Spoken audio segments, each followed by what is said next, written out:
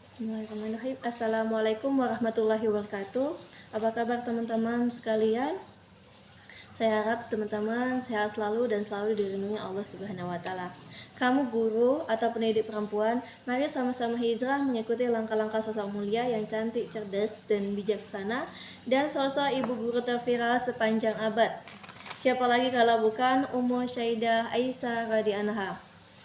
Teman-teman, kali ini aku baru pulang sekolah dan ini jam 6 sambil nunggu buka puasa. Aku mau mau share dulu. Sebenarnya ini kondisi badan ini lagi pegel banget teman-teman. Jadi aku mau buat video ini untuk diriku terutama.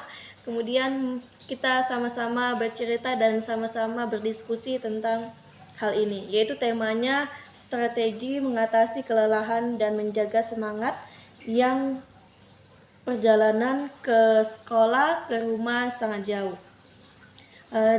Pemberitahuan sedikit teman-teman, perjalanan aku itu dari rumah ke tempat sekolah aku itu sekitar 2 jam, dan kalau cepat mobilnya angkotnya itu sekitar 1,5 jam, 1 jam 20 menit gitu. Tapi kalau lama seperti hari ini, tadi aku keluar dari sekolah jam 3 pas ya jam 3 pas. Kemudian aku sampai di rumah jam 4.30, jadi jam setengah 5. Jadi ini baru selesai, ini jam 6 sambil nunggu berbuka puasa Senin. Jadi aku mau buat video dulu sebelum nanti Isya. Aku mau langsung istirahat, langsung tidur, jadi nggak sempat buat video dan nggak sempat upload. Jadi mau aku buat sekarang, langsung upload. Oke teman-teman, strategi mengatasi kelelahan dan menjaga semangat yang perjalanan PP jauh. Oke, ada beberapa strategi praktis berdasarkan teladan umum. Yang pertama, prioritas istirahat yang berkualitas.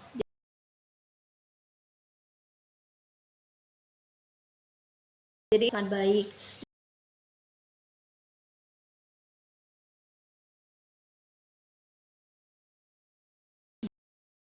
Dan force diri untuk beribadah, juga memberi hak pada tubuh untuk istirahat. Aplikasinya,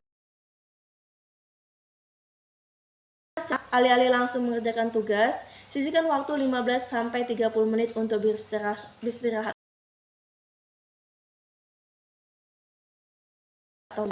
atau sekedar duduk santai.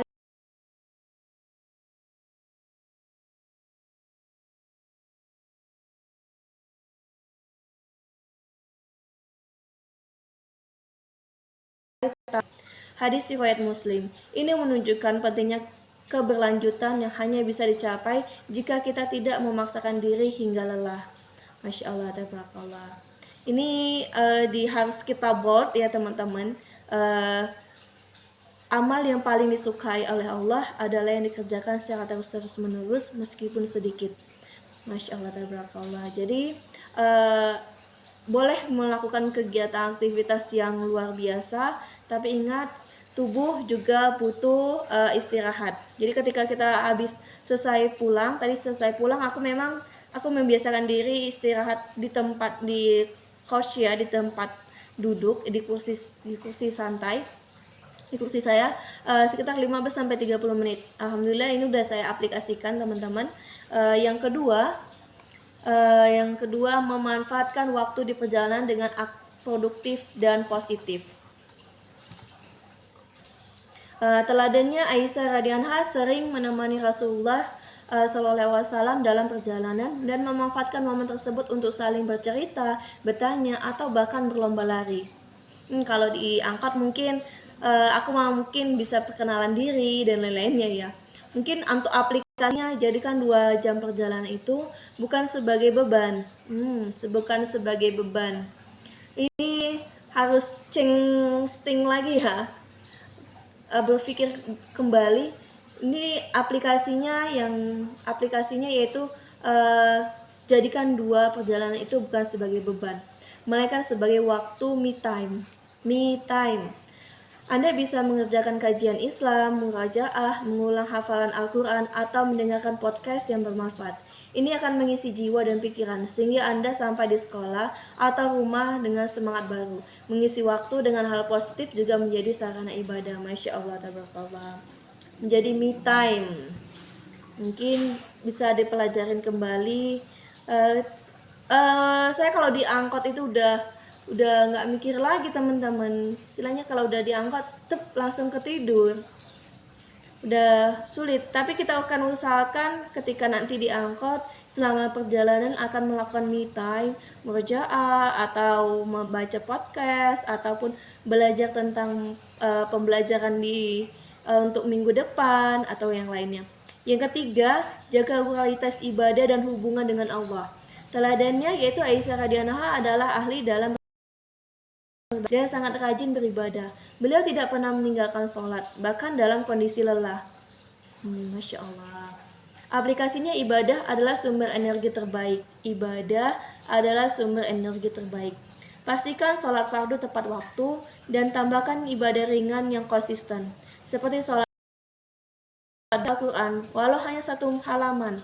Ini akan menenangkan hati dan Allah berfirman dalam surah Al-Ma'arij ayat 19-20, sesungguhnya manusia diciptakan bersifat keluh kesah lagi kikir. Masya Allah,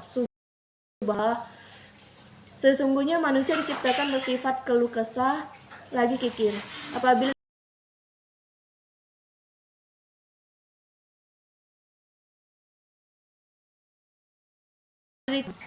ini cambukan untuk diri sendiri ya teman-teman. Kadang kita juga masih sering keluh kesah, ya Allah capek kali dalam perjalanan dan lain-lainnya, ataupun melihat tugas-tugas perangkat mengajar dengan yang ini kan bulan September, RPP ataupun modul aja harus sudah dikumpul. Jadi itulah pertimbangan kita, yaitu ibadah dan hubungan dengan Allah, dengan berusaha meningkatkan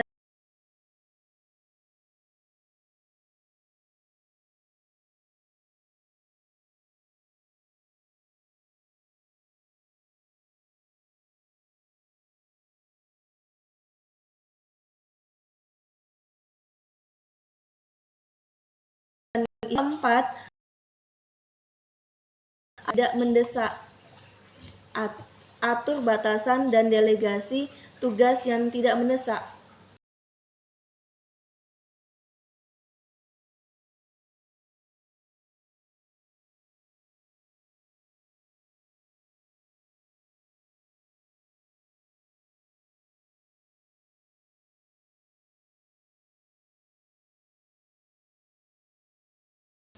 Tahu cara mengaplikasikannya yang beban sendirian.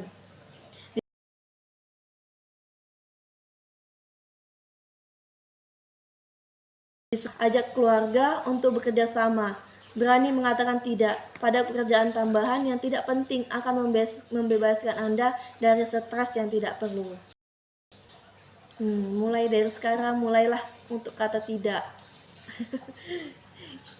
Ya teman-teman, supaya kita nggak terlalu memikirkan tugas orang lain. Jadi fokuskan dulu tugas diri sendiri. Jika sudah selesai, mungkin bisa bantu teman kita. Tapi kalau misalnya tugas kita sendiri belum selesai, pikirkan dulu tugas kita, seperti itu teman-teman. Itu ada 4 tadi udah kita bahas. Yang pertama tadi, prioritaskan istirahat yang berkualitas, karena amal yang paling disukai oleh Allah Subhanahu wa taala adalah yang dikerjakan secara terus-menerus meskipun sedikit. Kalau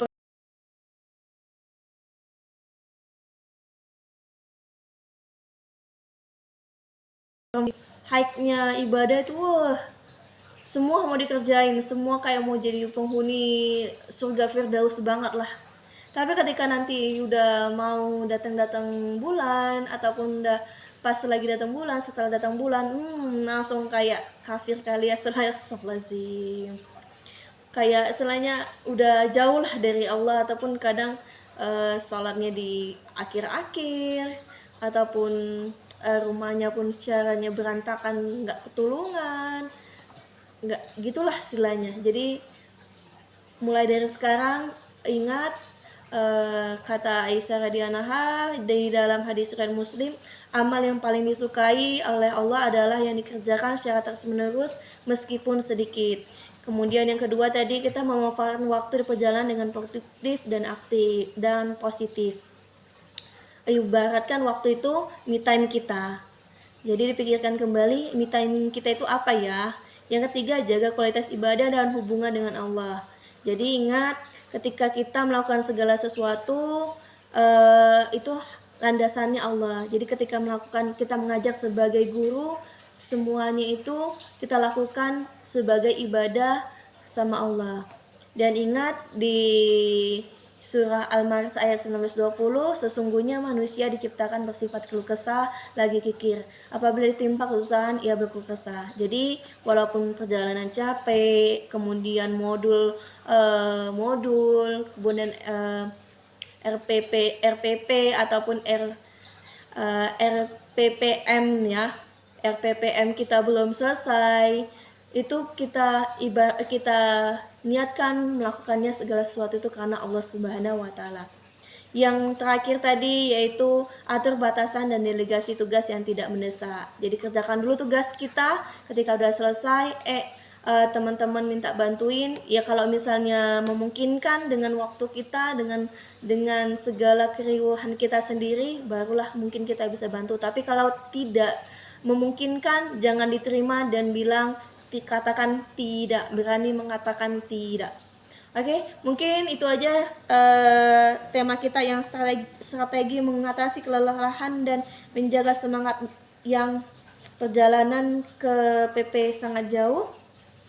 Dalam perjalanan sangat jauh, mungkin dalam penerapan strategi ini, perjalanan yang panjang tidak akan terasa seperti penghalang, tetapi sebagai bagian dari rutinitas yang bisa dikelola dengan baik. Anda akan memiliki energi untuk mendidik, beribadah, dan menjalani peran sebagai istri, ibu, atau anak dengan penuh semangat. Mungkin sampai sini saja pertemuan kita di video ini. Jika ada dari saya ucapan dan kata-kata yang baik, itu datangnya dari Allah Subhanahu wa taala. Dan ketika ucapan atau pengucapan saya ataupun yang saya sampaikan salah, itu datangnya dari saya karena kebodohan saya dan kurangnya pengetahuan saya. Untuk itu teman-teman sekalian, tolong tulis komentar di bawah, perbaiki, mohon perbaikannya di tulisan komentar, dan semoga kita menjadi pribadi guru-guru yang kedepannya yang lebih baik lagi dan mempunyai idol di masa depan. Mungkin sampai sini saja saya akhiri. Assalamualaikum warahmatullahi wabarakatuh.